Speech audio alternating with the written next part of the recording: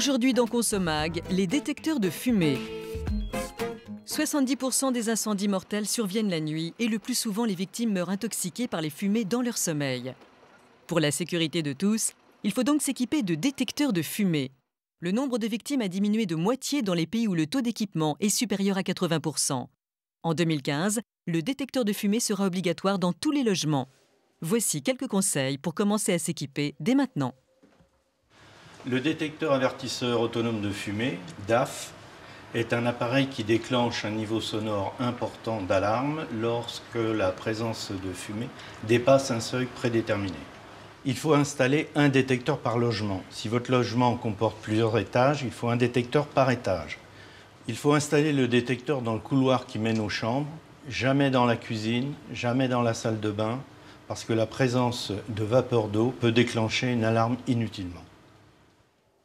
Le détecteur de fumée permettra aux occupants d'être avertis et de réagir même en plein sommeil.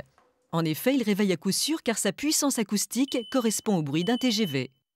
Pour qu'un détecteur soit utile, il faut que l'appareil soit fiable. Alors heureusement, il y a eu beaucoup de contre-références sur le marché, mais aujourd'hui, la plupart des appareils sont conformes. Alors pour l'entretien du détecteur, le principal, c'est de veiller sur la pile. Il y a un signal sonore qui est émis dès que la pile se décharge. Il faut impérativement la changer aussitôt.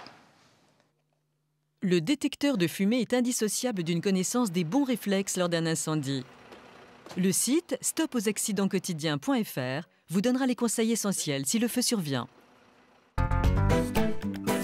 N'oubliez pas, les détecteurs de fumée déclenchent une alarme puissante en cas d'incendie.